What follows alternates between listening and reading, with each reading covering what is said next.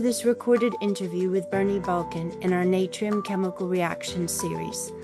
In this interview, our Chief Executive and Co-founder, Alasdair Nisbet, will be speaking to Bernie Bulkin about his very recently published book, Why Startups Fail.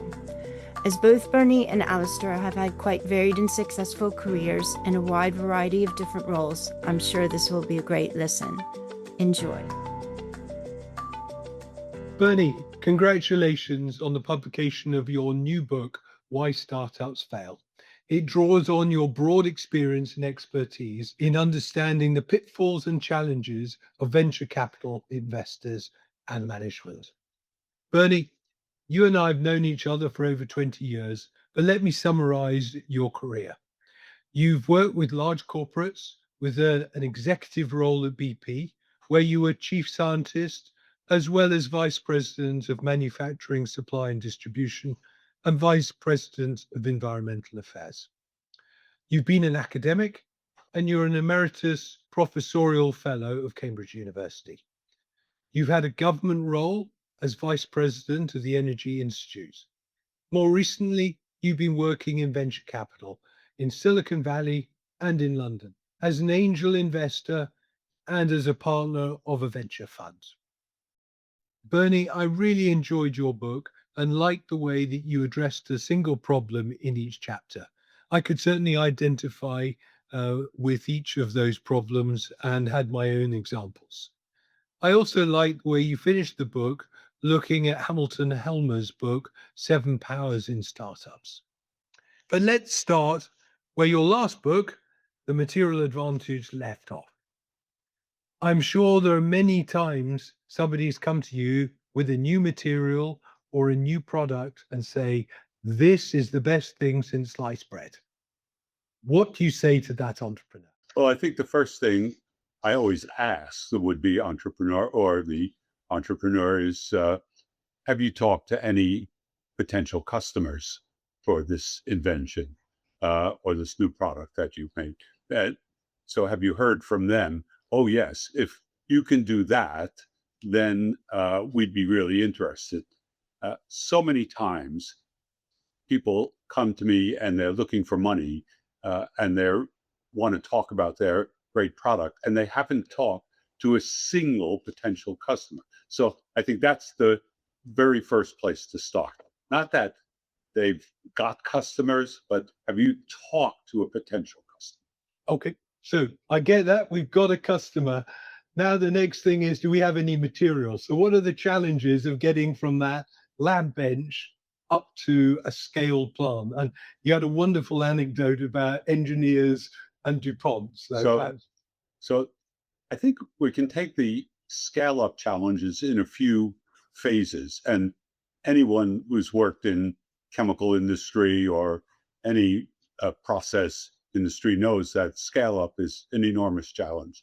I was once listening to a pitch from a company, and this would be typical, not just one example, where they said, we've got this product, we've made this bunch in the lab. Next year, we will have a plant of this capacity running, and then the year after that, we'll be at full scale. And I said, you know, you guys are 4 PhD chemists. You don't have a single engineer on the team. How do you think you're going to get from where you are today to a full plant? And they said, oh, well, that's why we want this funding. As soon as we get this funding round done, we're going to hire an engineer. I said, that says everything, an engineer. Now, if DuPont was at the stage that you're at with something came out of the lab, which they've been 100 times or more, and they were getting ready to scale it up, they would probably have a team of 200 engineers. And it might include cost estimators to figure out what everything is going to cost and how you're going to get to a commercial product. Controls engineers, chemical engineers, of course, mechanical, civils, because you're going to build a plant someplace and you need to know something about geotechnical stuff. a large number of engineers. And frankly, guys, the worst quality of those 200 engineers that DuPont had might be better than the best guy you can hire. So people have to appreciate that it's the quantity and quality of engineering required to go from lab to scale is enormous. In this book, I talk about various causes of failure, 6 main causes of startup failure. And one of my engineering friends who read it said, causes 1 to 6 should have been engineering. And so really, we look at lack of quality and quantity of engineering as a big thing. And by the way, this gets, even before you get to scale up in the sense of building something, you have to think through, is this process actually going to work? Is there any fatal flaw here which will never allow it to scale? Because things work in the lab that don't necessarily work at commercial scale. Can I give you an example of that? I was involved in a company which had a process for taking waste coal. There's a huge amount of coal waste that occurs, and making a quite useful product from it. And in fact, this now is a going concern. It's been merged into a U.S. company, public company. But they said, we've demonstrated this process, which is a 5-step process. Each step has been demonstrated, and at a reasonable scale, in fact, we can take the first step, then we take the output of that, and we built a second step, and so on. And all we have to do now with the money we're getting is link them together into a continuous process. And it needs to be a continuous process to be commercial. Well, the problem is that step 3 was so fast that the material piled up, and they couldn't get step 4 to go fast enough. And so the whole thing had to be re-engineered because there was a flaw that didn't appear from the pre-work. So sometimes those things can be cured, and good engineers know how to do that and have seen problems of that sort before. But sometimes it's just a fatal flaw, and engineers will see, okay, we've seen this before, and this is never going to work. Yeah. One of the challenges that I see when I say, okay, how many hours, days, weeks have you run this? And people often say, well, we've managed to do it for 24 hours. Right. And I find the buyers, investors want to see data and lots of hours. Have you seen the same? Yes. And one of the things about running for a long time is that some problems don't occur in the first 24 hours. You're making a product and it's working fine, but there can be impurities that are occurring at a very small level, but as you keep going, they pile up, they accumulate, they're not being used up. You don't detect them in 24 hours, but after 2 weeks, this becomes a problem. And I'm sure you've seen many times, and anyone in the chemical industry has seen, if you have a process using a catalyst, you find the key thing you're worried about is how fast is catalyst activity declining, and what's causing it to decline. And it can be a small impurity that is building up over time, and you don't see that if you've only run for 24 hours. Whenever I'm dealing with hydrocarbons, I ask the question, what about coking? Right. Because that often is the challenge. The other issue around with these is obviously if you're using hydrocarbons and you're doing half a step, then you are burning a lot of material that is actually unusable in the marketplace, and the cost of that and running these tests can be enormous. Yeah, byproducts, not consuming all of your feedstock that you've paid for, et cetera. I mean, can you do recycle? When you do recycle, do these impurities pile up faster or byproducts pile up fast? All of these things have to be worked out. And as we all know, this is all about engineering. Yeah, absolutely. So we've got some material now, and we start going out to customers. What always amazes me is how long it takes to get the customers happy and the regulators happy. Nobody wants to fly a plane, be on a plane that's not been tested. Nike don't want shoes made of synthetic leather unless they've been tested with thousands and thousands of hours. So, how do you get over this challenge? Well, of course, part of the answer to that is having sufficient funding to go through that long cycle, because plenty of things fail because you run out of money. And we talk in the book about entrepreneurs, and this varies a bit from country to country, but entrepreneurs raising too little money to get themselves to the next stage or to have enough runway.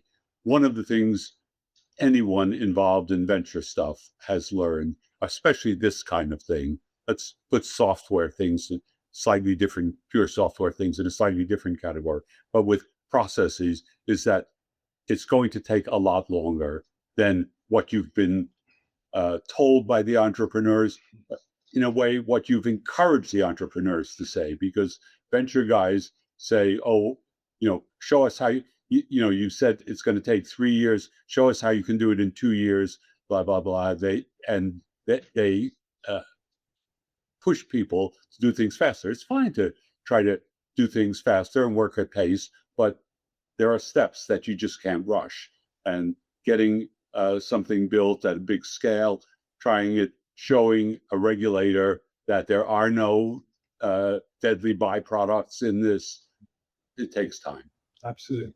So in that time, the competition doesn't stand still. So you've got lots of examples where people think they've got a material advantage, using your previous book as an example, but now that advantage is gone.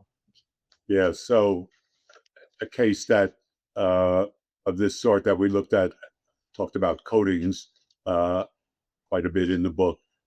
Someone had a coating for greenhouses that kept the light a certain level all year round and was advantageous growth of plants. Well, there were other companies making coatings that could be sprayed on and so on. And these guys said, well, we've got something that has a 40% advantage over the best thing that's out there today. But they were still in the lab. And as soon as the competitor gets wind of this, they say, oh, we can boost ours by 20%, no problem. And they come out with a new product. Now, the barrier, the competitive advantage that you thought you had has halved, and you're still not there. And you mentioned Hamilton Helmer's book, 7 Powers, strategic powers that you have. Well, one of the things that you have to think about is switching costs. The established company has customers, and they're used to using this product, and you give them good technical support and so on. It's not just the improvement that you offer, but the costs for this for the existing customers in switching from the product they're using to a new product. These things can be overcome, and sometimes you can turn them to your advantage, but you need to appreciate that. Yeah. So the next thing that we often see is that entrepreneurs come to us and say, but our product is worth a premium. Our experience is it needs to match the costs or be better, really, to drive acceptance. What do you think of competitiveness? Look, where does the important thing about a premium is what's the source of that premium, and is it in performance? Is it in cost? Is it in some other thing that some other benefit that the customer is going to get from using it, like lifetime, for example? How do you demonstrate this premium? It's usually pretty difficult. I think we come back to where we started a little while ago, which is don't worry about commanding a premium for your product. Worry about, can we produce this product at a cost and at a consistent quality that will allow us to make money eventually. You've got a great anecdote of going to see what I assume was Tesla at the early stages in a sports car with a lot of batteries in it. Tell us about that and the challenges that they had. When I was working in Silicon Valley with Vantage Point Venture Partners, now called Vantage Point Capital Partners, for some reason, we didn't go to see them. In fact, they came to see us. And one of my partners, Jim Woolsey, is a great American government person and so on, and a great enthusiast for electric vehicles quite a long time ago, talking about more 20 years ago now, brought in the Tesla guys, and they had taken a Lotus sports car, taken out the engine, and wired together some 700 computer batteries to power the car. And they said, look, it's pretty easy to make an electric car, which will outperform any internal combustion engine car. And this car could go, 0 to 60 miles per hour in 3.2 seconds. And it could have a 300-mile range. Not if you did a lot of 0 to 60 in 3.2 seconds, by the way. The range went down to about 150 miles. So these people, as is well known, this is before Elon Musk was involved with Tesla, shortly before. They were still all of his friends from PayPal. And one of my partners at the end said, look, guys, you're heroes of Silicon Valley, but do you know anything about building cars? And he said, me and my friends here, we built the internet. How hard could it be to build a effing car? Well, it turns out it's not hard to build one car, but to build cars that get certified to be safe on the road. And you mentioned regulators before. No place where you see, the two places where you'll see a lot of regulation is things which individual safety cars that don't catch fire, that don't go out of control and hit people, and pharmaceuticals, of course. But to build cars and that work reliably and so on, this is a tough thing, much tougher than they understood. But these guys survived because they ultimately understood that, and because they could hire top quality people from General Motors and Ford who were tired of working for General Motors and Ford and said, let's do something fun and different. And by the way, those same people who left General Motors and Ford and other auto companies, they conceived 20 years ago of autonomous vehicles as well. Larry Burns, who was head of research for General Motors, wrote approximately 20 years ago that you shouldn't worry about texting being a distraction from driving. He said driving is the distraction. So we should be able to have autonomous vehicles. So they saw problems, they were creating solutions and persisting. And frankly, Tesla is an amazing story because we have not seen any individual create a successful car company for almost a century before that. Yeah. We're back to engineers again. Right, absolutely. But let's move on and look at the sort of concept and the process of investing. Businesses often start with a strategy, and you have a good discussion about the development of a strategy. It hadn't occurred to me just how this was something that really has only been captured by corporates relatively recently. Yes. And we spend a lot of time on strategy in business today. And I was an academic in the early part of my career, but I worked with people from industry in all kinds of things that I was doing in academic research. And so they were always talking about strategy, and I went and educated myself about it. And early on, a lot of it came out of ideas from General Electric, the idea of SWOT, strengths, weaknesses, opportunities, threats, and that's useful. But as I started to think about this for small companies, for startups, I said, well, that kind of strategy is almost a luxury, and you don't have the time to think about it. And that's what led me to Hamilton Helmer's 7 Powers, which is a little book, and I tried to summarize some of it in Why Startups Fail. And to just think about strategy from a point of view of a startup company. So how are you positioning yourself? You mentioned earlier, Alasdair, how will the established player in a market respond? This is an important strategic question, and it's an important strategic question for a startup that you can address. And Hamilton Helmer calls this counter positioning. How do you look at your the established player in the market and think about what they will do? Well, if you have a different approach to solving the problem, they might say, well, we can do that too. But what do they gain by it?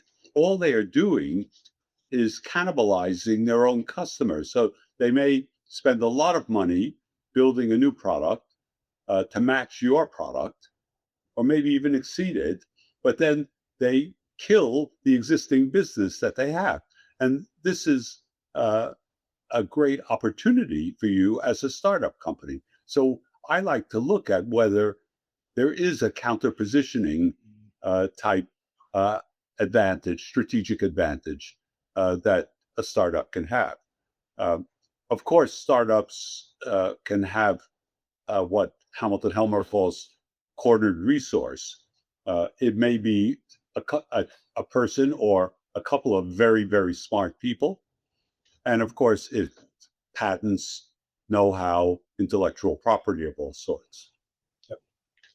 In some ways, we were back to the Tesla story of how to do car companies compete with the electric car or not. Exactly. Yeah, absolutely. So in terms of beyond strategy, what else do you think about when you're doing due diligence? What are the sort of key 2 or 3 things that you focus down on?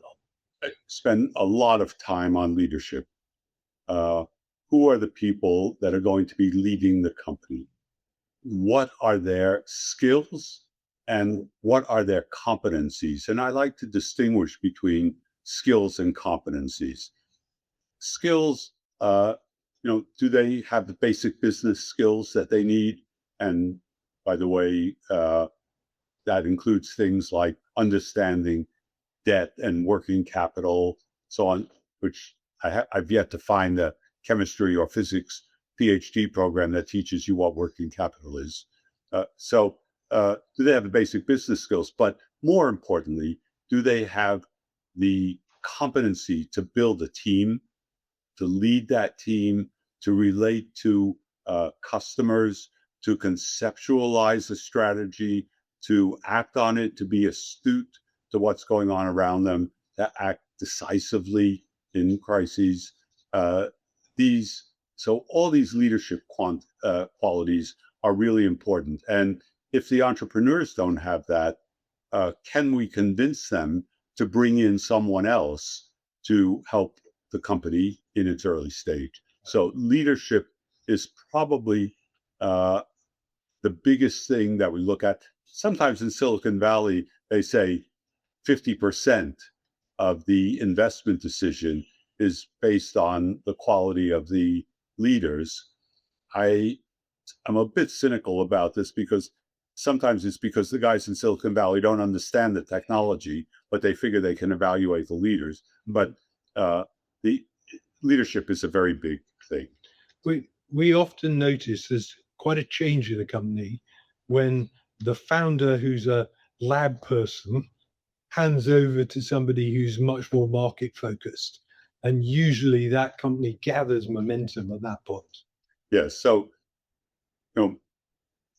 we talked earlier about have the entrepreneurs actually talk to anyone in who's a potential customer, but accessing the market is a much bigger thing, and that is one of the other things that we look at a lot in terms of due diligence. What is the structure of the market? Do the potential customers, a Shell, BP, ExxonMobil, do they ever buy anything from a startup? The answer is usually no. They have their own set of tier one suppliers, whether that's on the chemical side or on the refining side. Same thing with automotive companies. They don't buy from startups. They buy from important suppliers.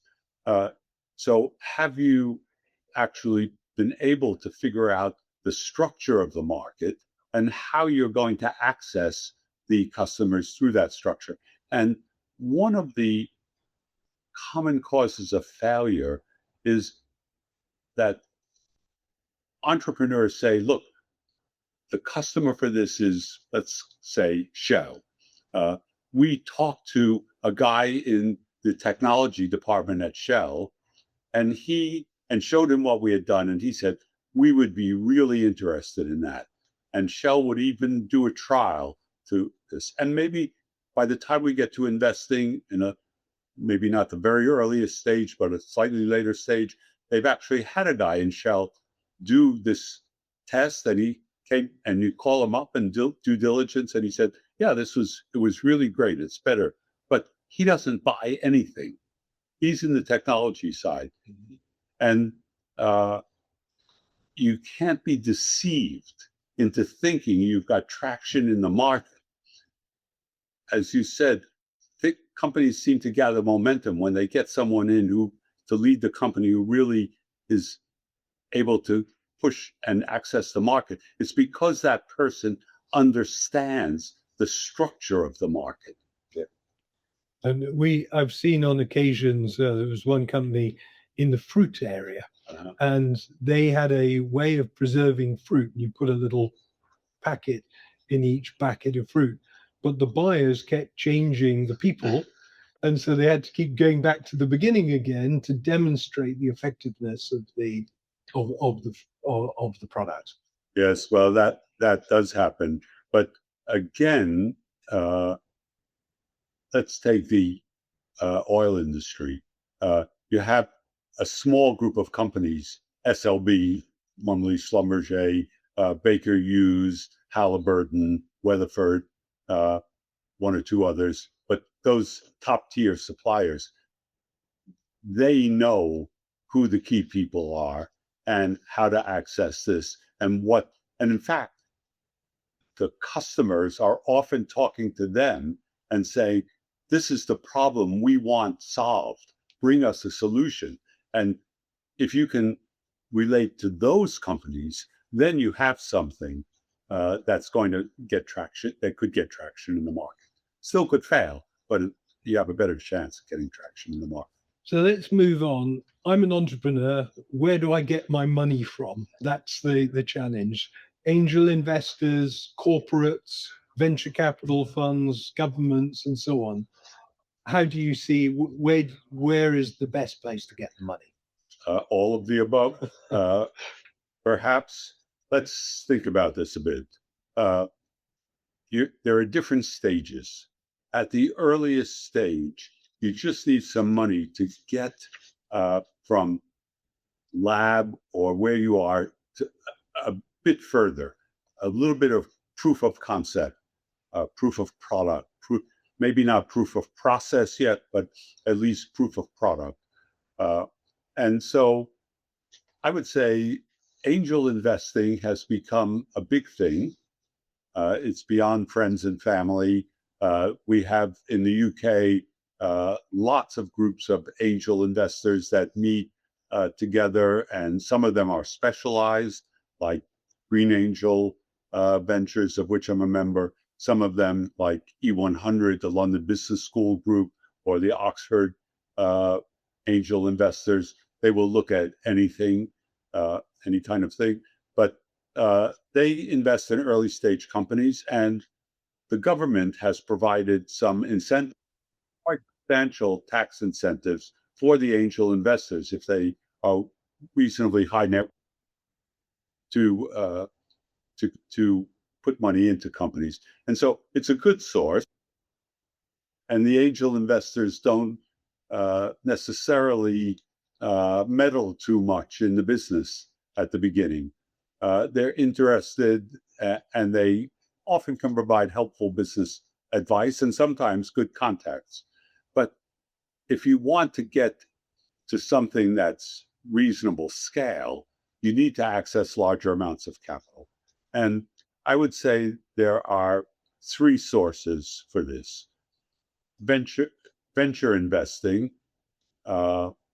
which is both established venture capital groups, many of them, particularly in the US, but also in UK and Germany, and the Nordic countries have some very good ones as well, who can put in tens of millions of pounds, euros, dollars. We can subdivide, add another category to venture investing, which is corporate venture groups. So many corporations have long-standing venture investors or venture funds that they use. Even SLB, Schlumberger, for example, has a very active venture group, and they will co-invest with other venture capital funds. We can come on to the dangers of that.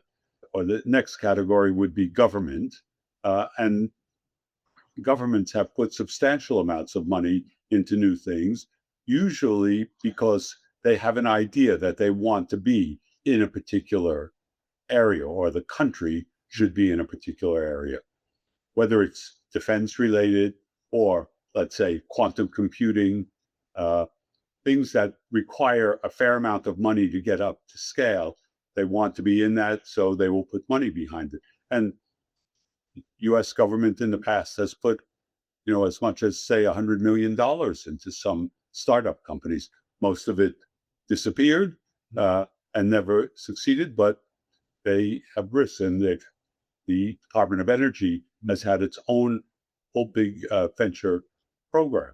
So often that is non-dilutive funding. That is, they're not taking any equity in the company. So it's a good thing and will attract venture investors because they're getting more bang for their buck. So there are these several sources of funding. And there's one more to be mentioned when we're getting to the later stage where you're actually going to build a plan, and that's debt. And it's very important to understand when there is debt available to you and at what cost, and whether it's a good thing to take it or not. Yeah. Coming back to the corporates. Yes. We often see corporates with 10, 20% in a startup. We don't often see them then buying out the startup.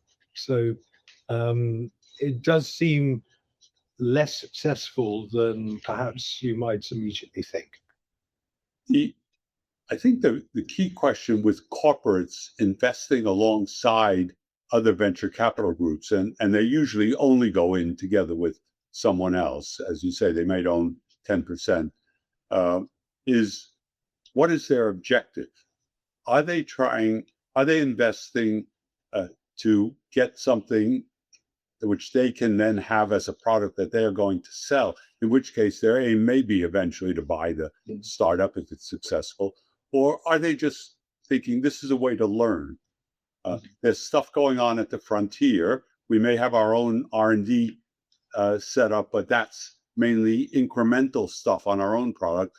We want to learn about this stuff, and that's the way to be involved. And I think that's more of the motivation for corporate venture capital. And so that's why they often don't buy out. And again, a lot of those startups don't succeed either. Yep. You have to have a different corporate mindset running and starting up an existing business and new plant to a venture fund. Exactly.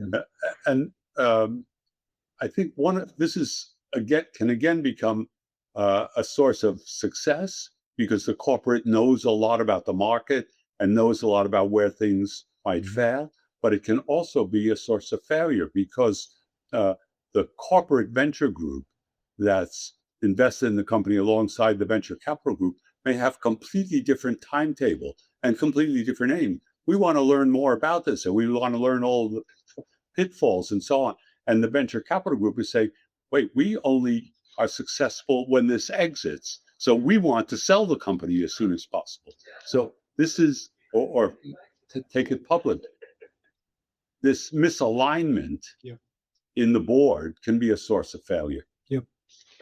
So let's sort of move on to actual the finance side of things. You mentioned working capital. That seems to be an area everybody can figure out the cost of building a plant, but usually people underestimate the amount of working capital that's also needed to run it. How do people learn about things like working capital? You only learn about it by seeing, I think usually only by having people on the board who are so experienced as business people that they say, okay, we're in a ramp-up stage now. We've got customers and we can see what we're going to need 6 months down the line. Where are we going to get this money from? There are famous startups that either went broke or almost went bust just because of working capital needs. And then, so this is how success can lead to failure. And as I said earlier, most entrepreneurs, particularly from a technical background, don't understand this at all. And they need to be educated about it. At the same time, you can overdo it. You can think too optimistically.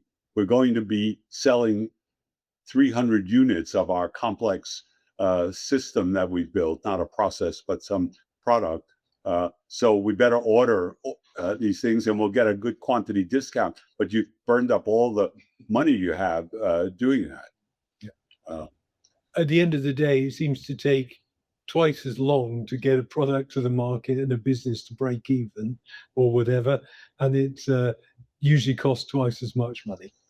Yes. And by the way, again, in some countries, there can be government support for working capital finance, or government working with banks to guarantee this. In UK, we have such a scheme, which is particularly for products for export. Yeah.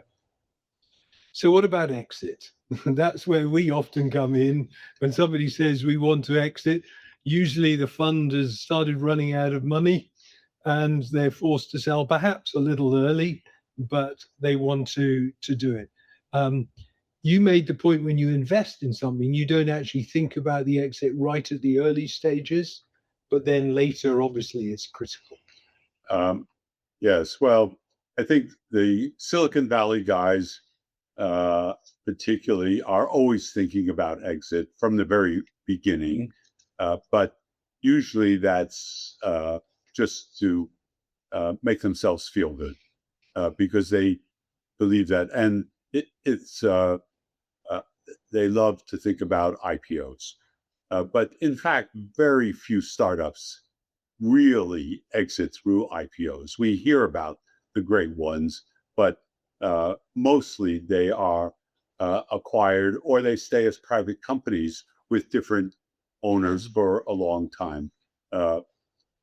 So I think they may be absorbed into another company, or somebody, private equity firm, to the next stage comes along and buys them, and so on. So I think I prefer to spend my time thinking about how to build a company and how to avoid the pitfalls of failure, which occur in the first few years, and not worry about, have I got the next SpaceX or Meta or Google.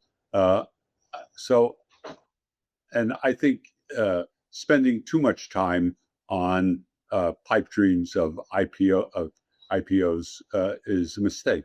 On the other hand, you can make a mistake the other way as well. And sometimes people say, look, we've been approached about acquiring our company, but all these guys are offering is 3 times what we invested, but we believe it's going to be 100 times. And so we'll hang on. And then they hang on too long and never do get an exit.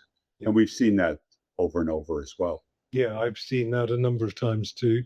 The chemical industry, I would have expected, would be buying a lot of startup companies, but we found a degree of reluctance to step into companies that are not very, very well developed. And often they just wait for companies to fail before they pick up the intellectual property. Yes, and that is something that happens, that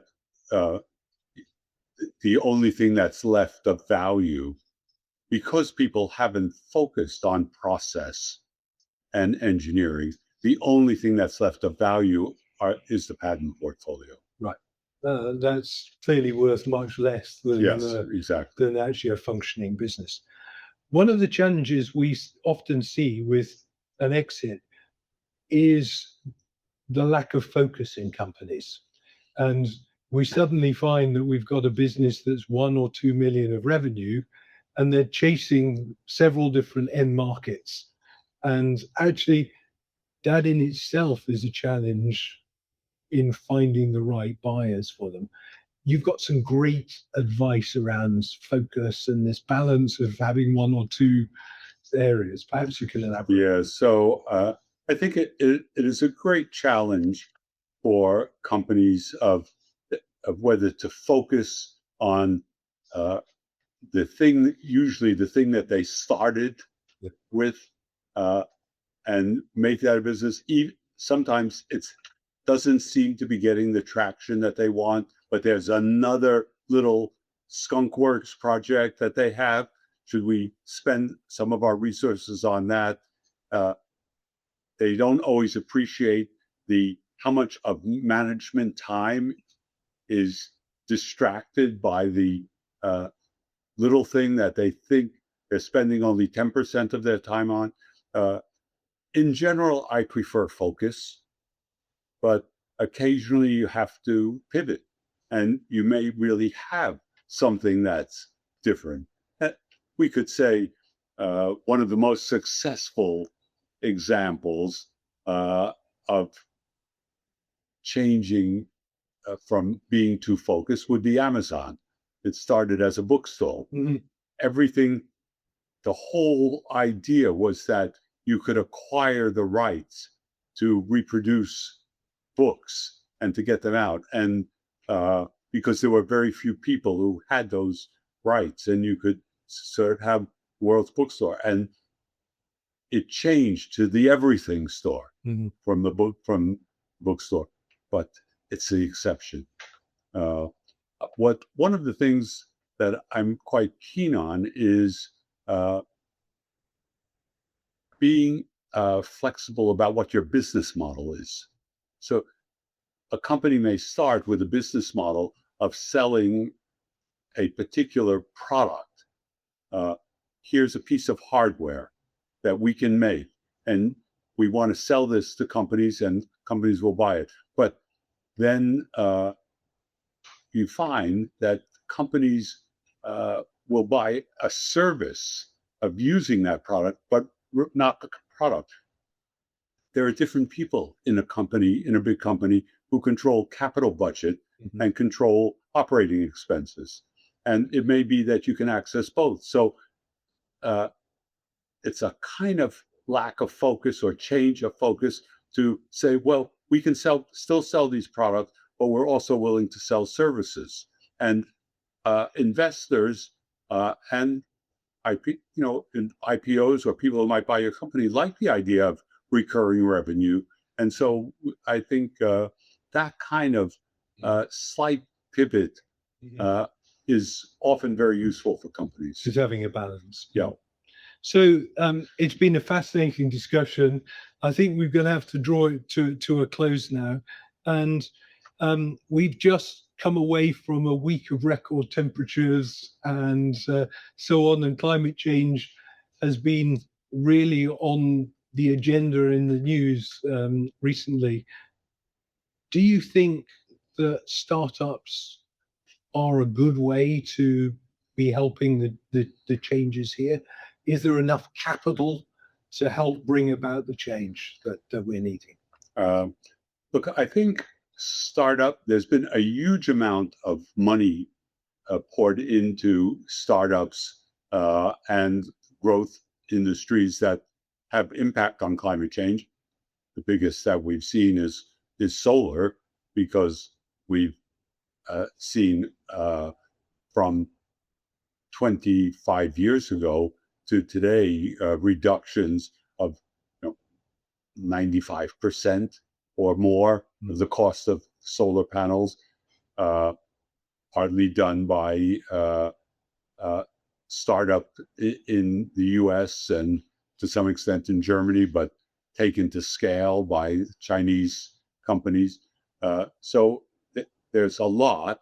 Batteries continue to be an important area for part of the overall climate solution. Everything from small batteries, car batteries, to utility scale batteries. Today, every day, practically in California, batteries are the biggest source of energy at some certain times of the day to the electricity grid. So yes, methane leak detection is a big area. It's probably the biggest thing we can do, stopping methane leaks to affect climate change in the short term. And there are a lot of startups working in this area. I think there is a lot of possibility, and technology is going to play a big role in saving the planet. That's a great note to finish. Bernie, thank you very much. It's been a wonderful opportunity to discuss your book and really hear some of your views about the startups industry. Thank you very much. Thank you.